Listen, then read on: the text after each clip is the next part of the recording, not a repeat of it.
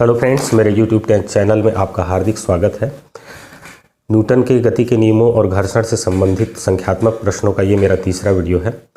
और यदि इससे पहले के दो वीडियो यदि आपने नहीं देखे हैं तो उनका लिंक मैंने डिस्क्रिप्शन बॉक्स में डाल दिया है। आज का सवाल इस प्रकार है, 10 kg का एक गुटका 20 किलोग्राम के एक अन्य गुटके के ऊपर चित्रानुसार रखा गया है। ये दो गुटके हैं, गुटका ए 10 किलोग्राम का है और ये गुटका बी 20 किलोग्राम का है और ये मेज की सतह पर रखे गए हैं इस तरह से, एक के ऊपर एक। यदि गुटके ए और बी के मध्य घर्षण गुणांक 0.2 हो, ये ए और बी के मध्य जो संपर्क तल है यहाँ पर जो घर्षण गुणांक है वो 0.2 है, तथा गुटके बी एवं मेज की सतह के बीच का घर्षण गुणांक 0.3 है। तो ये बी और मेज की सतह के बीच का भी घर्षण गुणांक दे दिया गया है। तो हमको बताना है कि बी को गतिमान करने के लिए आवश्यक न्यूनतम बल F का मान कितना होगा। यहाँ जी की यदि ज़रूरत पड़े तो हमको इसको 10 मीटर प्रति सेकंड का स्क्वायर लेना है। यहाँ चार ऑप्शन दिए गए हैं, 80 न्यूटन, 90 न्यूटन, 100 न्यूटन और 110 न्यूटन। बी को हमको इस दिशा में चलाना है। तो यहाँ पर देख सकते हैं ए को मेज के किनारे उठे खंभे से बांध दिया गया है। तो जब हम बी को चलाने की कोशिश करेंगे तो यहाँ पर दो संपर्क तल है जिनमें घर्षण बल लगेगा। सबसे पहला ए और बी के बीच जो संपर्क तल है वहाँ पर घर्षण होगा, उसके कारण बी पर विपरीत दिशा में घर्षण बल लगेगा, गति विरोधी बल लगेगा। और दूसरा मेज की सतह और बी के बीच भी घर्षण बल लगेगा जो बी पर आरोपित होगा। तो जब हम इसको चलाने की कोशिश करेंगे तो ऊपर के गुटके ए के कारण और नीचे के मेज की सतह के कारण दो अलग अलग घर्षण बल लगेंगे और जो स्थैतिक घर्षण बल का अधिकतम मान जो इस पर आरोपित होगा दोनों घर्षण बलों के योगफल के बराबर होगा। तो जो हमको बाह्य बल लगाना होगा, ऊपर वाले गुटके के कारण लगने वाला घर्षण बल और नीचे वाले मेज की सतह के कारण लगने वाले घर्षण बल के योग से अधिक होना चाहिए। तो यहाँ पर हम देखेंगे कि गुटका ए कितना घर्षण बल आरोपित करेगा और मेज की सतह कितना घर्षण बल आरोपित करेगी। तो सबसे पहले आते हैं गुटके ए पर। गुटके ए का द्रव्यमान है 10 किलोग्राम, तो इसका भार हो जाएगा पृथ्वी का गुरुत्वाकर्षण बल, ऊर्ध्वाधर नीचे की ओर काम करेगा। तो mg वाले सूत्र से 10 किलोग्राम इसका द्रव्यमान हो गया और गुरुत्वीय त्वरण का मान 10 मीटर पर सेकेंड स्क्वायर हो गया। तो 100 न्यूटन, 10 × 10 मतलब 100 न्यूटन के बराबर पृथ्वी का गुरुत्वाकर्षण बल लगेगा, जिसको कि इसका हम भार भी कह सकते हैं। अब ये गुटका ए अपनी भार के बराबर बल बी के ऊपरी सतह पर आरोपित करेगा। तो प्रतिक्रिया स्वरूप बी भी ऊपर की ओर प्रतिक्रिया बल आरोपित करेगा और इसका मान भी सतह की प्रतिक्रिया बल के बराबर होगा, क्योंकि इन दोनों के संयुक्त प्रभाव में ये संतुलन की स्थिति में है।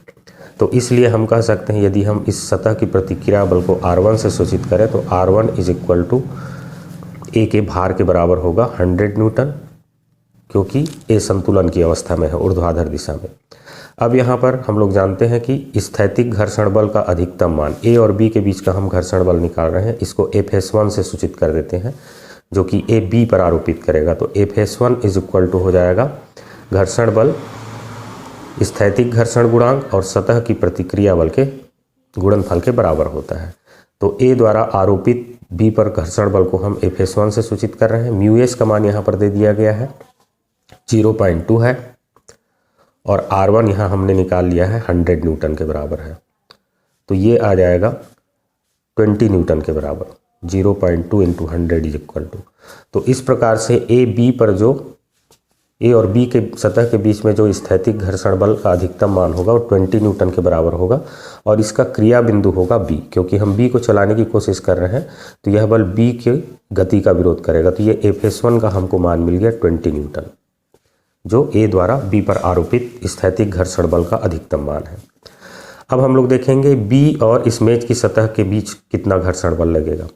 तो यहाँ पर बी का भार जो होगा वो 200 न्यूटन होगा, 20 kg है तो उसमें 10 का जी का मल्टीप्लिकेशन कर देंगे तो 200 न्यूटन। और ए भी इसके ऊपर रखा हुआ है तो इसमें टोटल जो भार हो जाएगा इसका हो जाएगा 100 और जुड़ जाएगा इसमें। तो ये टोटल 300 न्यूटन के बराबर बल मेज की सतह पर आरोपित करेगा। तो 300 न्यूटन के बराबर बल आरोपित करेगा। तो सतह की प्रतिक्रिया बल को यदि हम R2 से सूचित करें तो चूंकि ये पूरा निकाय ऊर्ध्वाधर दिशा में संतुलन की स्थिति में है तो नीचे की ओर लगने वाला सतह नीचे की ओर लगने वाला ये पृथ्वी का गुरुत्वाकर्षण बल 300 न्यूटन R2 के बराबर होगा। तो R2 इज इक्वल टू हो जाएगा 300 न्यूटन। अब यहाँ पर इस सतह के बीच का बी और मेज की सतह के बीच का घर्षण बल को हम FS2 से सूचित कर देते हैं। तो FS2 इज इक्वल टू हो जाएगा μS और R2। अब ये μS जो है मेज की सतह और बी के बीच का घर्षण गुणांक है, जिसको बताया गया है 0.3 है। तो ये हो जाएगा 0.3 और सतह की प्रतिक्रिया बल है 300 न्यूटन। इन दोनों का यदि हम गुणा करेंगे तो ये आ जाएगा 90 न्यूटन।